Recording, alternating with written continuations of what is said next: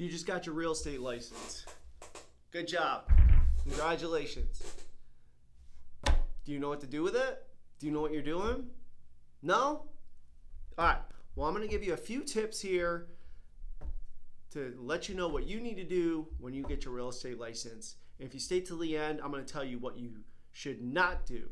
But in the meantime, please like and subscribe. And here we go. So my name is Kurt Loomis. I'm a licensed real estate broker here in the Charlotte, North Carolina market. And I've been here doing it for 9 years. And I know a thing or two. I've been through the ups and the downs. I've been on some good teams. I've been on some bad teams. I've been with some good firms. I've been with some bad firms. But you're probably sitting there, you got this piece of paper, and you're like, what the heck am I going to do with this thing? How do I even get into real estate? How do I start? Well, I'm going to give you a few tips here to get you going. So first and foremost, congratulations. You got your real estate license, and this is very exciting. Happy for you. But, there's a lot that is involved with just getting into real estate. It's not just a matter of joining a firm and putting your brokerage and posting on social media and saying, here I am, guys. I am here, and I am ready to sell real estate. Don't work like that. So the first thing you want to do is you want to find the right brokerage that fits what you're looking to do. So when you go through a regular corporate job, most of those companies want to interview you, and they want to make sure that you're the right person for the job. But what you want to do, here's the crazy thing, what you want to do is you want to interview them and say, why should I join your firm? And they need to sell you on why you should join their firm instead of the other way around. So here's what you should look for, right? You want to look to see, what's the company split, what is the monthly fees, what systems are included with those monthly fees. And another thing you need to ask now is what type of revenue and multiple streams of income are available. So if you join a firm like EXP, which I'm in business with, and I will retire with this company till I'm 60 and I retire at the beach somewhere, I will retire with them because I get paid revenue share and I get paid stock for closing deals and talking about the firm. So these are things you want to ask company, like, why should I join your firm? What are the perks of joining your firm? Now, when you do join the firm, you want to make sure that you have other agents and teams or groups that you want to be affiliated with that fit who you are. And they're actually here to help you grow your business and not be a real estate employee. So let me tell you something. When I first started, I felt like I was a real estate salesperson. I would get a lead. I would say, okay, I'm going to call this lead. I'm going to try to sell them a house, right? But the thing that I realized is that being in corporate America, I was in sales. I was doing the same thing. It was just instead of a product, I was selling a house. But I didn't really learn how to hunt or fish until I left and went with a different company. So I think the key thing is are you going to join a firm or a team or a group that's going to actually teach you how to grow a real estate business rather than just being a real estate salesperson? Because there's a difference. If you want to be a salesperson, go back to corporate America where you get health insurance and benefits, right? If you want to really learn how to be a real estate broker and learn how to be an entrepreneur and build a self-sustaining business, then you need to join a firm like EXP. Number 2, you want to get on social media. Now, here's the thing with social media. All right, it is a tool just like, a contractor or a construction person has a hammer. It's just part of the equation that's going to help you build something, right? So here's what I recommend. So you have different platforms out there such as Instagram, TikTok, Facebook, LinkedIn. I would say you want to be on all the platforms, but you really only want to focus on maybe 2 of those platforms. So I'm not saying that you have to live on social media. Don't do it, because most of the time there's a lot of negativity on there and it will just drive you mad. But what I do and what I would recommend is getting on at least, all 4 platforms, but prioritize what you focus on. So for me, the first platform I focus on is LinkedIn, which is not highly used or used by real estate brokers. So I use that as kind of like my networking tool. I network with people. I connect with people. I build relationships. I've met many clients, vendors, other agents who are now part of my organization through LinkedIn. And that's my bread and butter. I spend hours on there every day networking, connecting with people. And I also use Instagram. I post stuff pretty regularly on Instagram. And, those are kind of like my two. Now, I also do post stuff on TikTok here and there. And I also post stuff on Facebook as well. But honestly, like Facebook, it's nice. It's just, the thing is that, usually when I post things, I don't get a good reach or response like I do LinkedIn or Instagram. Now, you might think, well, I'm pretty good at Facebook. I'm pretty good at TikTok. Cool. Do that. Use what you're good at. Don't overthink it. Make your posts, real estate related. Show successes that you've had. Show them, do house tours. Do certain things. Post informative real estate posts that, target the market and the area that you want to be in. So you have to be on social media. Unfortunately, it's, a necessity if you want to be successful in real estate in 2025. Number 3. Okay, so we have right now, join the right firm, social media, networking, and connecting with people. Now, this kind of ties into the social media aspect where you want to go in there and you want to tell the world, I got my license, I'm here to sell real estate, right? How do I do that?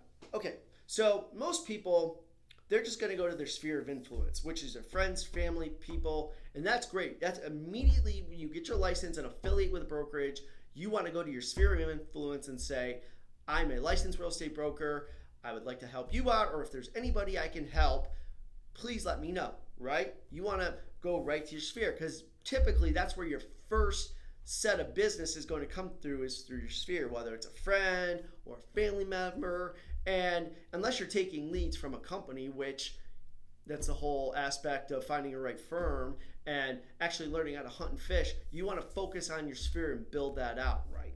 But what you also want to do is take your sphere and your circle of influence and you want to build out from that. You want to create a spider web of a network that you can build to help create a sustainable business for you long term. Because if you're just focusing on your sphere, they're not going to buy and sell real estate, immediately out the gate. It could be next year, it could be 5 years, it could be 10 years. So you got to find that business if you're not accepting leads. And most of the time, if you are accepting leads, here's a disclaimer, they're going to, you're going to pay your split, and then you're also going to pay a lead split, and then you're going to be pretty much not left with a lot of money.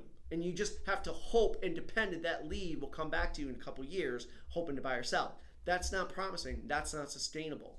So you want to network with your sphere, and if say you don't want to do social media too often, but you want to go to networking events or social events, like totally do it. Join a run club, join a club of people or hobbies that you're interested in and start connecting with those people.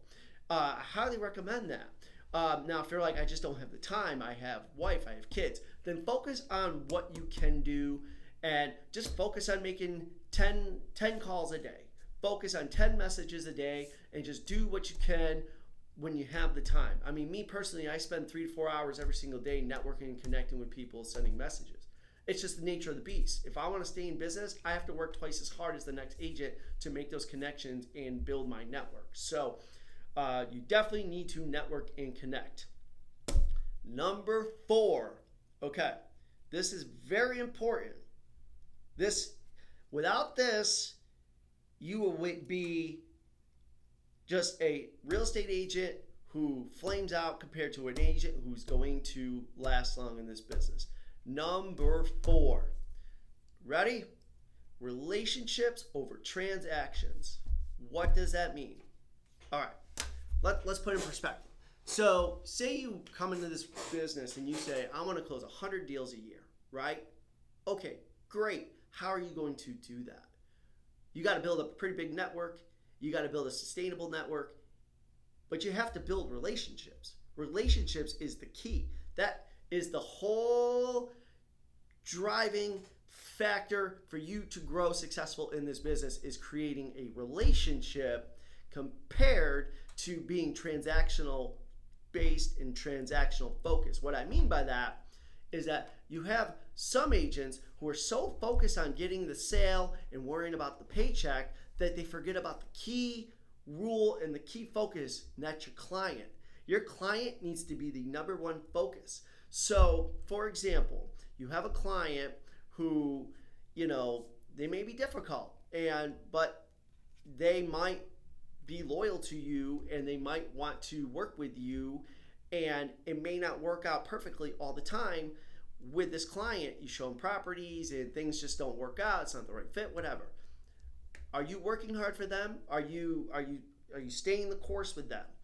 And if you're just like, well, they're not buying, they're not selling, I'm done with them, I'm just moving on, you're only thinking about the transaction. You're not thinking about that person. You're not working hard enough to find them the right property, or maybe you're not vetting them enough up front to say, hey, maybe I am a good fit for you, maybe I'm not a good fit for you. And if it's not a good fit for you or for them, connect them with another agent that might be a good fit for them. That's the relationship. You're thinking about their interests over your own. So maybe it's not a good fit for you. Or you're thinking, oh my gosh, I have to sell a house. I can't pay my bills. I need to sell something right now. I'm going to put a client into a house that they don't want. And that's a big fat no. Don't do that. Do not sell or push a client into a house that you know that they don't want. You know what's going to happen? That client is going to be miserable. They are going to... So an expression I heard is that if a client loves you, they're going to tell all their friends and families to use you. If they hate you, they're going to tell every stranger on the street to not use you as a real estate broker. So you need to focus on the relationship with that client rather than think about your own paycheck in your head. So those are 4 things I would focus on. Now, I did promise you one thing that you should not do. Okay? Are you ready? Do not get cocky. Be confident, but not cocky. Now, what I mean by this is that real estate brokers, especially newer ones, when they close a few deals, they get cocky, they get overconfident, and they say, you know what, I've made it, this is it, everything's going great, I don't need to lead gen anymore, I can be an asshole, I can be so brash and cocky that I'm going to go get the G-Wagon that I can write off on my taxes, I'm going to go buy the big house, and I'm going to go, spend all this money that I made on just a couple of deals. But what happens is most agents that do that, they forget they still have to lead generate. They still have to figure out where the next deal is coming from. So you could go through a cold streak and you spend all your money. And another piece of advice I would say is don't cash the paycheck in your head before it closes. Because a lot of agents will do that. They will cash the paycheck in their head when they go under contract, but there's still so many steps that they need to do in order to close on a deal. And you say, oh, I got that $500,000 property under contract at 3%. Oh my goodness, I gotta spend all this money. No, don't do that. Don't do that. You still gotta pay 30% for your taxes. You still have your split with your company. You still gotta get inspection, appraisal, all these steps that you gotta get to close. Now, when it's on record, you will get paid, but then you gotta worry about your taxes. Then you gotta worry about your fees. Then you gotta worry about paying your contractors, and you gotta pay your, transaction coordinator. So don't do that. So back to what I was saying is a lot of agents who get cocky will stop lead genning. They think everything's going to be smooth and everything's going to be gravy and I'm just smooth sailing from now on. And that's never the case. You want to go out there, you want to be hungry, and you want to be humble. Every single day, you stay humble. Even if you're closing 10 deals a month, if you are closing 100 transactions a year, stay humble. Do not get cocky, because this business, it'll punch you in the mouth if you're not paying attention. You got to keep your guard up. You got to keep moving forward.